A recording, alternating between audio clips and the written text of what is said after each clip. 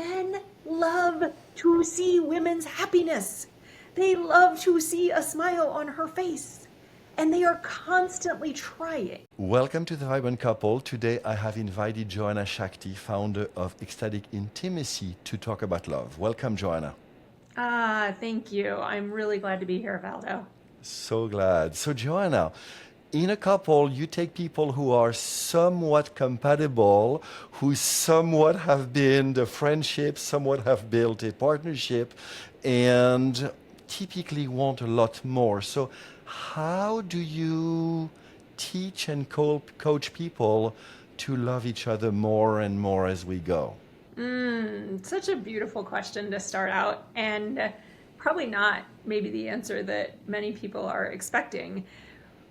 We are all brilliant at love. We are born to love. Our capacity to love is immense. I was not expecting that, so please say more.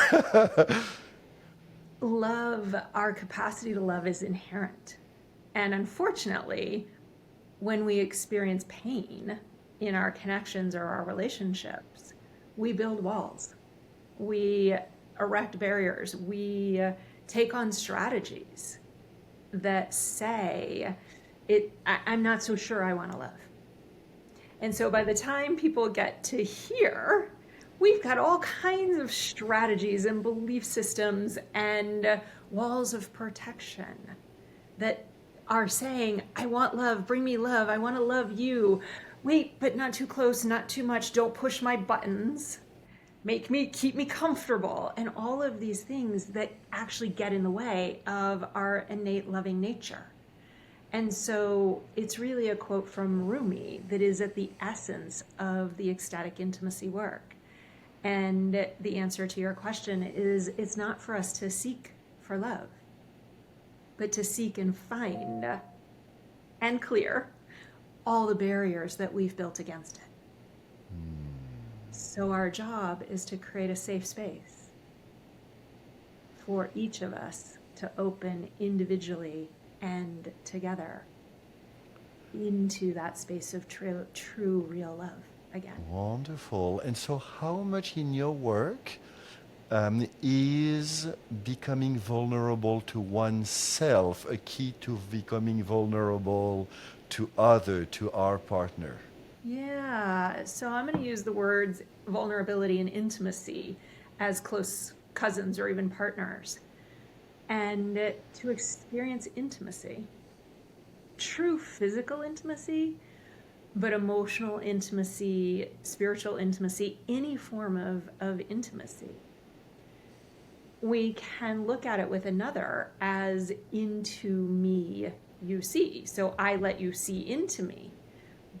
But the problem is, or the opportunity is, depending on how we look at it, is I can only let you see me as much as I'm willing to see myself. I can only be as vulnerable, to use your words, I can only be as vulnerable with you as I am willing to be myself. I must reveal myself to myself.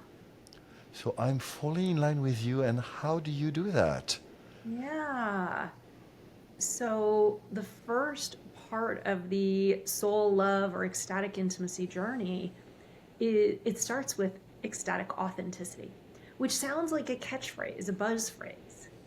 And yet, without ecstatic authenticity, and I'll define that in a moment, we can't have ecstatic intimacy. Where ecstatic intimacy is the heart-to-heart, soul-to-soul, body-to-body connection. The ecstatic authenticity, when we have that, we're no longer willing to twist ourselves into a pretzel, settle, or sell ourselves out for anybody or anything simultaneously. And the reason that we're not willing to settle or sell out anymore is because we realize how valuable we are individually, how precious each of our unique expressions is. And that our unique expressions are also human and divine, we might say. And the human and the divine means that I have to embrace the human part, the part that gets messy, the part that gets reactive, the part that goes unconscious. And so I have to be willing to let you see my mess, my imperfection, my humanity. And when I feel safe enough, secure enough in myself to reveal to you, to a partner, all of me, it is the first moment that I am actually available for love. It's the first moment that I actually have the capacity to trust it. Because as long as I'm pretending to be something, what I think you might like, what I think will keep our relationship alive, there is always a question: if you knew me, really, would you love me?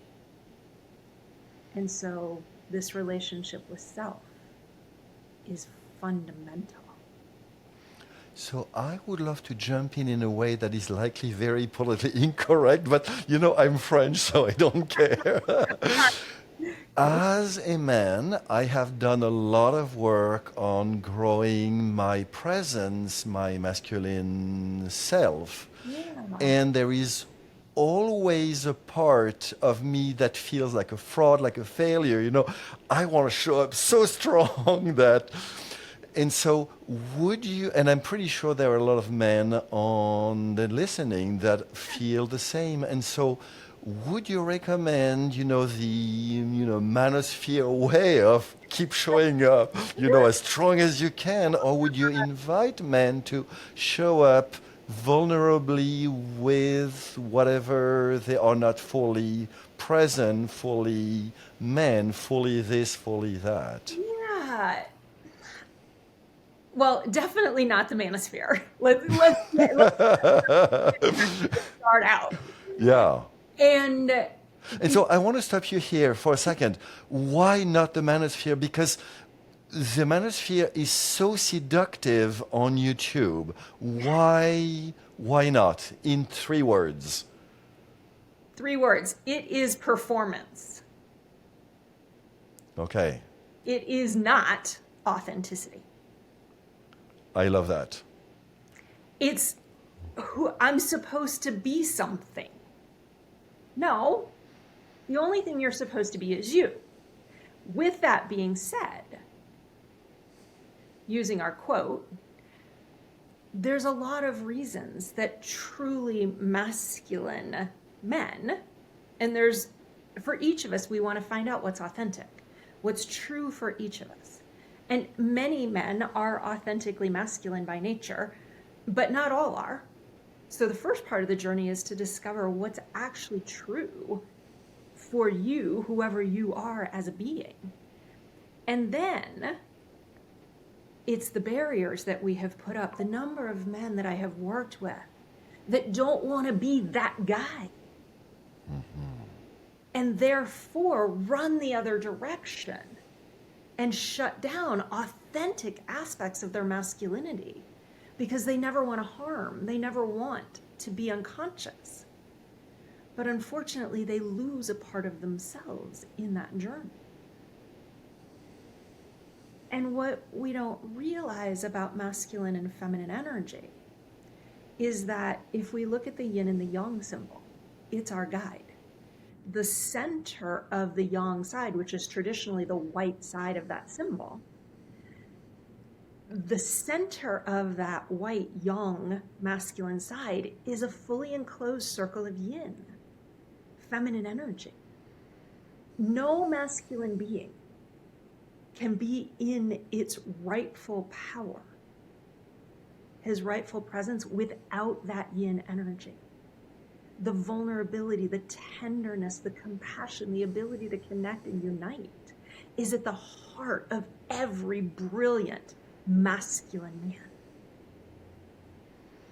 So what I'm hearing from you, tracking the last 10 minutes we've talked, is that the tragedy of nice guys and the tragedy of I don't want to be that jerk and the tragedy of I am not man enough Yep. is that behind there is your own unique, authentic way for you to go and excavate. It may take time, but that excavation is key to your happiness.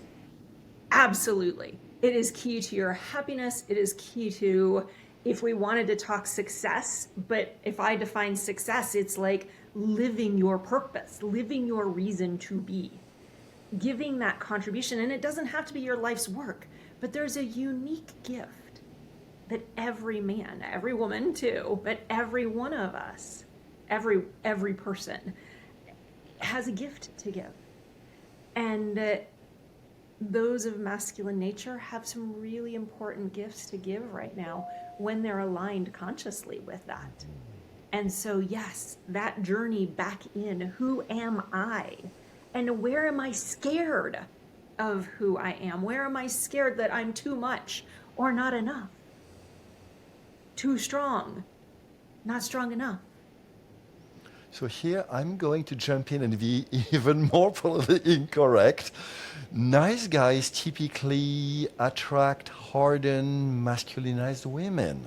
Yes. And so how do you invite these women to basically relax their armor and learn to empower their masculine partner so that he can show up in his masculine and she can show up in her feminine, which is typically much more rewarding for her as well? Yeah, absolutely. And, it's interesting. Is it politically correct or not? I think one of the things that I'll say just to that is it's so important to recognize that masculine and feminine are not our sexes. They're maybe not even our genders, but it would be closer to gender. It is the embodied energy, because we all have both of those energies within us. And we protect ourselves quite often by going to the opposite energy. So as you're talking about the masculinized woman, and I was one of them. I worked in oil and gas and high tech in Houston, Texas with the good old boys in the 90s. I loved to outman the men. And I was miserable. I was exhausted. I couldn't orgasm. I know that journey. And what we have to realize as feminine beings, because our job is first to discover, am I feminine? And in my case, I would never have thought that. And absolutely that was the case. And then we have to realize that we can be powerful as feminine beings, but it looks very different than masculine power. It looks like something that is a deep, compelling, magnetizing presence. And once we start to realize that the feminine is equally as powerful to the masculine, and our masculine beings have to realize that they're not too powerful, they just have to stay conscious with their hearts. Now we can start to come home to ourselves. So it doesn't matter if we're talking about nice guys or masculinized women. We need to come back to, it's safe to be me. It's okay to claim my femininity. I am not going to be looked down on, which is one of the biggest beliefs. I'll be weak, I'll be taken advantage of, I'll be that doormat. And it's all of those stories to realize that reclaiming femininity brings strength, brings brilliance, and becomes magnetically attractive, whether we're talking love or business. I like to say from the boardroom to the bedroom and everywhere in between. Nice guy energy or masculinized woman energy, both of them are impacting us in both locations and everywhere in between. So if a nice guy right now is watching this video and at the end he turns to his wife or partner and says, "Hey, darling, I want you to be more feminine," will that work? No, good question. Good question. So this is the key here is don't worry about the partner. Don't try to change your partner ever. if two people, if we're with a partner who is in their opposite energy, it means that we are in our opposite energy. Always there is a balance, there's a harmony between those two energies. And so any man that happens to attract, any masculine being that happens to attract a masculine being, means that that masculine being is leaning too heavily into their feminine energy. And not that feminine energy is a problem, as we were talking about earlier. Like being tender, being vulnerable is really powerful. Collapsing into helplessness, collapsing into powerlessness, collapsing into an I don't know or people pleasing, accommodating is not attractive. So he, in this case, reclaims masculine energy. She will shift automatically because the two stay in balance. So basically, we always polarize each other whether we want it or not. Absolutely. And the two questions is what am I polarizing right now and what do I want to polarize? Absolutely. Exactly. Okay. And so I fully get the first one is focus on yourself. Do you then recommend to have like debriefs? You know, I saw you show up more in your feminine, darling, and I really enjoyed it. I want more of that. Yeah, I wouldn't. I'll answer this two different ways. I think there's a time and a place to have the conversation about the specific energies, particularly if a couple is having challenges, and to say, maybe we want to look at these ideas and how they show up in our relationship. And so there's that place to work with it, so to speak, to get wise, to get discerning. And then in the scenario that you just described, I would not say, I so appreciated your feminine and I want more of that. I would say, wow, your radiance right now, or your beauty, or oh my gosh, watching you enjoy that and take in that strawberry, or watching you eat right now and enjoy that flavor. Oh, it's so beautiful. I'm really mesmerized by you. Now, that's probably not a masculine word, but I'm really drawn to you. It's so beautiful. So affirm what you're seeing. Don't conceptualize it. So appreciation of the impact the feminine has on me, the masculine essence being who wants more feminine. Yes, absolutely. Absolutely. It's the impact that it has on you. And there's another way I want to say this. The feminine wants to be seen. We all want to be seen. But when the feminine, it's like when we bring light to the light, it gets brighter. And that's a weird saying, but acknowledging a feminine being who's got some confidence in herself, who can take in, oh, I'm being seen, it will amplify. So it's sharing definitely the impact. It's also reflecting back to her that can invite her out more. So really the seeing of her. And it's not you're hot right now. Now that could work. But wow, your eyes are shining. There's such a glow about you. One thing that women really crave is to be seen as a whole being. Body, heart, mind, and soul. Oh my gosh, just listening to you, your heart was so beautiful. It moves me.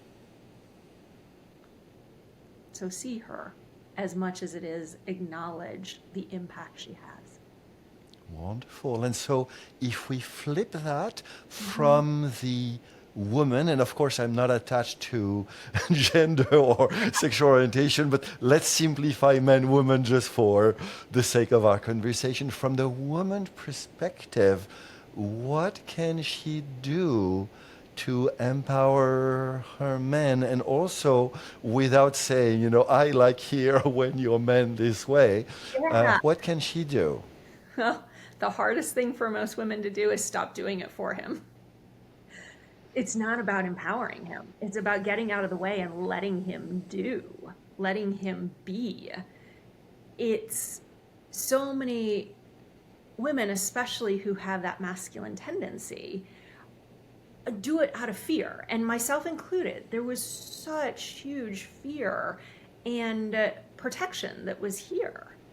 And so we have to be able to find that security in ourselves so that we can step back and create space for him to actually stand up and show up. But if we're so afraid he's going to fail that we step in before he has a chance, he'll never show up.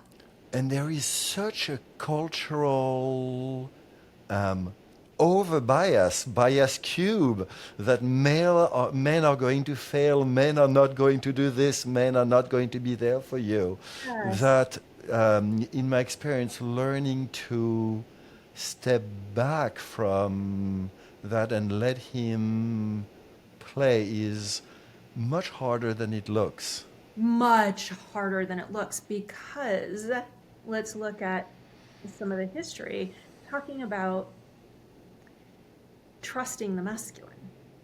There's been so many ways that the feminine has been abandoned and has not been cared for and protected. So her reasons for protecting herself are valid. And it's not every man by any means. Please don't, no one hear me like masculine is the problem. But things have happened, and we could talk about the other side of the fence as well. And so realizing this is where the yang, the masculine within the feminine, supports a feminine being and being more fully expressed in her energy, is she has to lean on her own sovereignty. That's at the heart. She has to lean on her own "I've got you," which is hard. Believe me, that's been a part of my own journey as well. No, I want you to have me, and then I'll be okay. But what really needs to happen is that I have to know that I have me. And if you don't show up, I'll still be okay. And at that point, I can begin to relax and create spaces for you to show up. Now, I will say to people that if it's life or death, it's going to cost you hundreds of thousands of dollars or tens of thousands of dollars or even $1,000. Maybe that's not the place to start.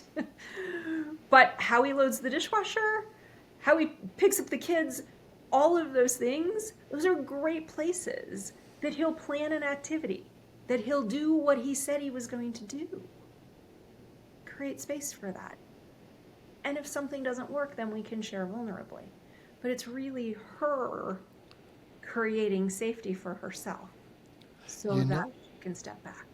That's very interesting, because the worst turnoff for a man is to be blamed for something he does not have the time to show up for. And the biggest turn on is seeing in his woman's disappointment that he did not show up, because that disappointment, that vulnerable disappointment without blame, is one of the best evokers, inviters. Yes. So there's several things at play there. The masculine being keeping his word. And if he can't keep his word, the overcommitting, if it's a recovering nice guy, that tendency to say, of course, I got it, I'll do that. And he overcommits. And then there's something that's going to fail. He's set up part of that. So there's a practice of being conscious about what I'm committing to.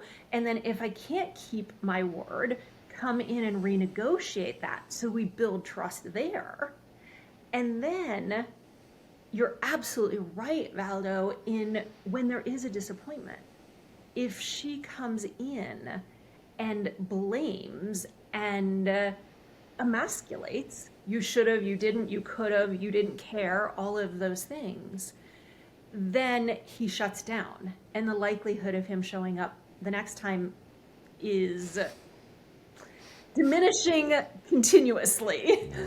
But on the other hand, if she can use an I statement, if she can say, that hurt, or I'm sad, or I feel missed, not guaranteed that he will be able to hear that. Like, that's where he has to develop his capacity. This is such an intertwined journey. He has to develop his capacity to not hear her words of genuine sadness or disappointment as I'm not enough, I screwed up. So not to go into shame around that. And that allows him to stay present and take ownership. Oh yeah, I told you I would do that, and I didn't. And now, this is where part of the ecstatic intimacy phase of the journey, the partnering, the relating part of this journey, is where our challenges and our conflicts turn into communion. They bring us closer and deeper. Because she opens vulnerably, he responds vulnerably. You know what? I see that. Oh, and she now feels seen and heard, which allows her upset to begin to resolve itself. And the two are closer and more connected because of that authentic sharing and ownership. In my practice, because I'm a man, I'm much more kinesthetic than you, the wonderful words you're sharing. The model I'm building is this is masculine, feminine inside of me. And I background one or I forward one. And so let's pretend that my woman basically blames me. You know, my shame shows up. And I can either basically make the shame whatever he's holding and then my masculine shrinks. Or I can say, no, I want to remain in my masculine core strength, you know, straight spine, and holding my shame from that point of view. Yes. And then when I do that, I can not only learn over time to hold my shame, but I can also learn to hold her and her imperfect ways of being.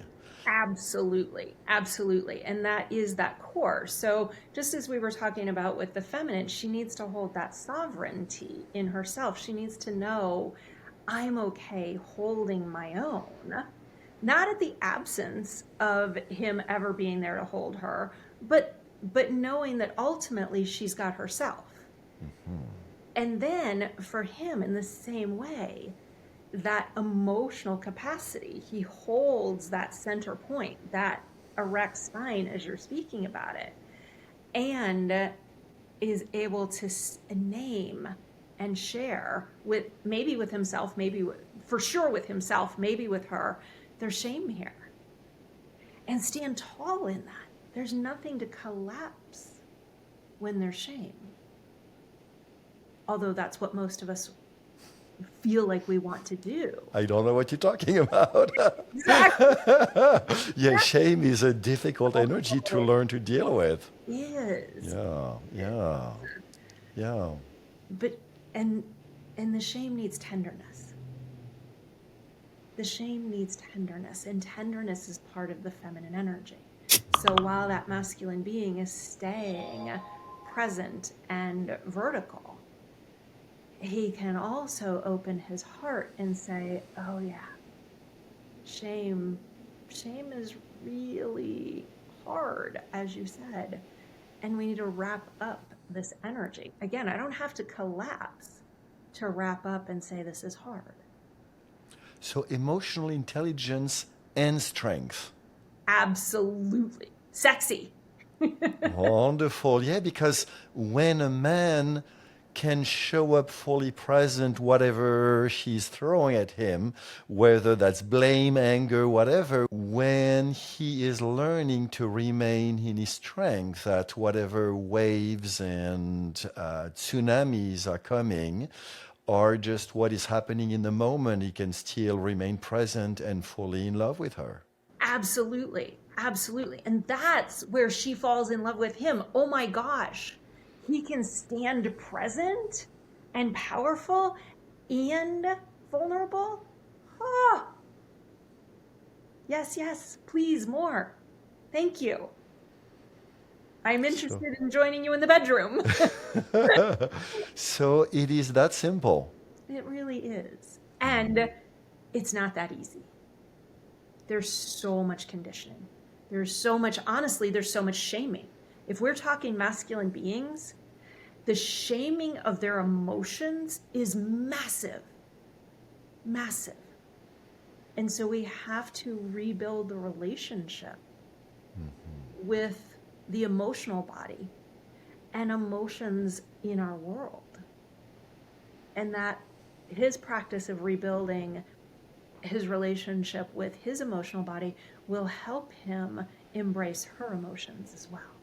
I read a study not long ago, and I'm totally useless about facts. Instead, it is called relevance. So let's forget about that. But basically, the study was saying that mothers treat their newborn boys differently than newborn girls instantly. I haven't read that, but it doesn't shock me. Doesn't shock me. Yeah. And and this brings up some of the question, is it nature versus nurture? And what I am always inviting people that I work with to do is start to look at themselves beyond the lens of conditioning, beyond the lens of expectation, beyond the imagination of what is right and what is wrong, and peel back. And we ask some questions so that we can really begin to find the truth beyond our hurts, beyond the judgments that have existed, beyond the expectations and what our schools and our parents and our society and our cultures and our religions conditioned and said an individual that looks like a boy should act and an individual that looks like a girl should act. Like, there are some common things there. There absolutely are. And it doesn't matter. And none of it matters until we know who we are at our core. And that's the most important thing. You know, it's interesting because when I looked at the Manosphere, on one hand, I want to commend them. Yes, masculine stoicity is wonderful, but please add, valuing women and an open heart to it versus, thinking that women are second-class citizens, whatever, terms would be used. Absolutely. And this is the unconscious. So if we look at the conscious and the unconscious, or the shadow, Yep, and yep. and I am not a fan of the word toxicity, but it's one that's used, so we'll name it to the shadow, the unconscious, the unawakened masculine. And that's what we see. It's over on the extreme of masculine energy. And that means when we're on the extreme of masculine energy, if that center yin in the yin yang symbol was like a regulator Yep. valve, it is tight closed. There's no heart, there's no compassion, there is no connection, there is nothing about unity in that space. It is complete individuality and sovereignty, and that will never serve the whole. And feminine beings do it too, because they get, well, actually, let me say it this way. It's interesting with both masculine and feminine beings. Sometimes that valve, so the manosphere, that internal yin, that valve is completely closed off. The nice guy, it's too open.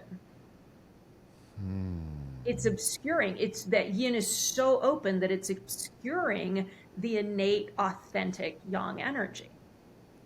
And so we want to get a harmonized, not balanced in the sense of equal, but harmonized. What is the true expression of the internal masculine and feminine energy? You were saying there's the internal and then there's what's happening between us. So I like to say it's within between, and then we have the masculine and feminine energy that is happening in the universe and in life and in our nature and in our societies and our cultures. And so we're constantly looking at these energies. And what happens with the masculine women is that they have opened up the yang too wide. But interestingly enough, many of those same women also have closed it off and have no boundaries. They say, yes, I got it. I can do it. I can do it. Yes, I got it. No problem. And they don't want to ever say, I need help. So they've shut off all boundaries at the same time. So it's over amped yang and under amped yang at the same time. And that is a complex situation to begin to unravel, but a really important one. It's why so many women are exhausted, not interested in sex, burned out, and irritated at men.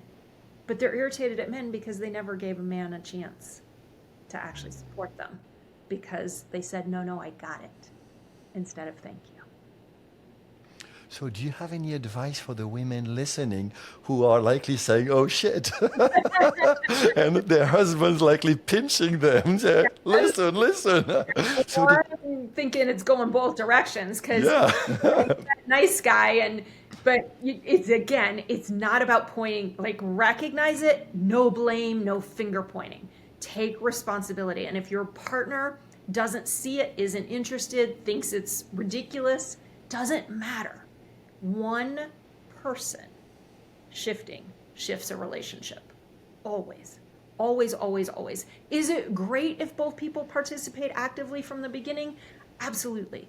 Sometimes it takes one getting engaged and the other one says, wait a second, hang on, I'm seeing some differences. Let's talk about this. So what can women do then if their nice guy doesn't man up? Wait, ask me that one again? What can a woman do if her nice guy is not manning up the way she would want for her to be able to relax her nervous system and be in her feminine? Nope. She has to get there first. That's the problem. If he mans up, then I will. No. I have to look at what are my barriers. She has to look at what are her barriers to her feminine, to her ability, I'll say trust, and then dare I say the word surrender. And surrender doesn't mean give up. Surrender doesn't mean conquered. Surrender doesn't mean dominated. Surrender means I'm relinquishing some control, which actually allows me to relax. So internally, she's got to look at what are all the stories and the beliefs and the fears that are driving me to hold on to control. Because he can't have any control until I offer some. Yeah, because most men have the experience that they cannot win with women.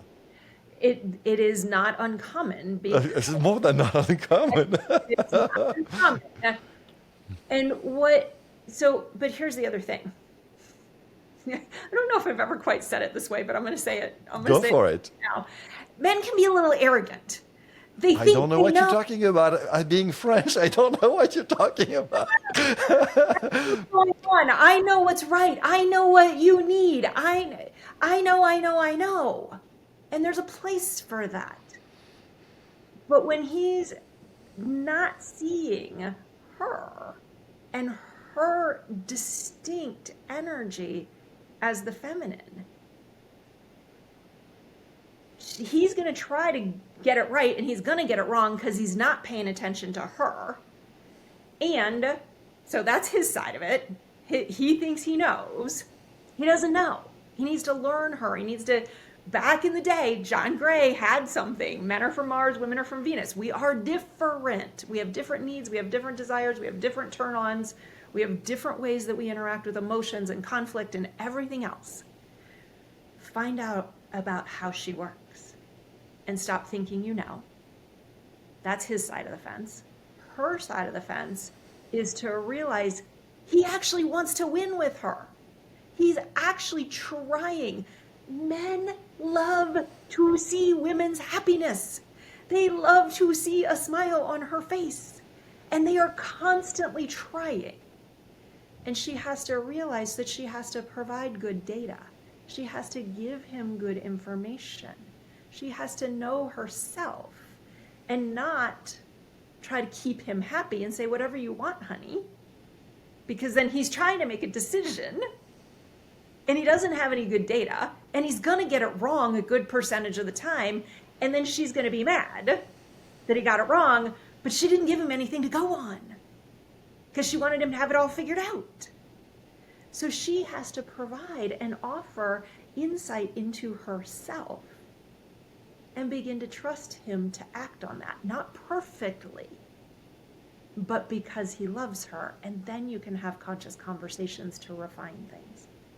So could I simplify and say men learn to love your wives as they are and women learn to respect your partners as they are? I love how you're simplifying things. And I think it is, I want to say it's learning to love each as they are. But I'll say, like, I'm going for the simple. Get to know the opposite energy. It's more of that. We misunderstand it. Spend some time. If you're feminine and you love a masculine being, spend some time understanding him. Masculine beings spend time understanding her and how you're different. Because You know, go ahead. that's interesting because with the couples I work with, one of the places I've had the most success, and you can imagine, I attract nice guys. I don't wonder why, and and and telling the woman in the partnership or the more feminine beings, do not let go of your masculine, but use it well. Your feminine makes you remember only his last move. When you learn to be, of course, in your feminine, but you keep your masculine alive and you use that to look at the big picture, then you can start to see and appreciate him and understand him and what are the somehow constants about masculinity that you do want and that he can provide when you this and when you don't do that. So I love what you were sharing about, provide him good data. Yeah, yeah. And that's like know self, know who you are. Because we want them to know us. We want the masculine to know us. But we often don't know ourselves, and he doesn't have a chance if we don't know ourselves. So come back to the idea of ecstatic authenticity. Know yourself and reveal, let yourself be seen. And then he can respond to that. He can contribute to that. And then there's more magic. So it's keeping the masculine. Both need the masculine and the feminine. It is the heart. The greatest expression of the masculine is the heart is centered on the feminine. The greatest expression of the feminine, the heart is centered on the masculine. The internal roots are the opposite complementary energy. Wonderful. Joanna, thank you so much for joining us. I'm going to put links on how to find you in the description below, and please keep up the good work. Ah, thank you. What a wonderful conversation. Yeah, I agree. If this conversation with Joanna inspired you to liberate more love, please hit the like button below and subscribe so you can be notified when I publish new juicy content. And please share with all you believe would benefit. I look forward to seeing you very soon.